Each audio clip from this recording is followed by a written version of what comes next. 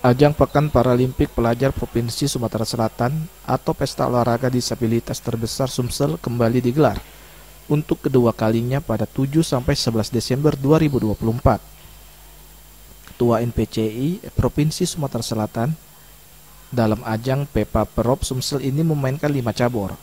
Ajang ini sangat penting dalam rangka menyeleksi para atlet disabilitas di usia pelajar, dalam rangka menyiapkan atlet andalan dalam menyambut ajang Pekan Paralimpik Pelajar Nasional 2025.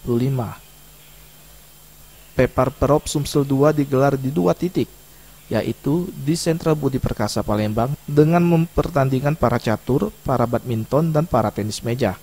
Sedangkan titik kedua di Jakabaring Sport City dengan mempertandingkan para atletik dan para renang.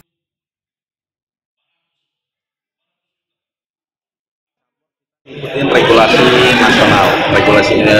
Kalau kemarin untuk Pekan Paralimpik Pelajar Nasional itu ada 6 cabang olahraga, tetapi untuk kita di Provinsi Sumatera Selatan kita cuma 5 cabang olahraga. Tim Liputan Sriwijaya TV.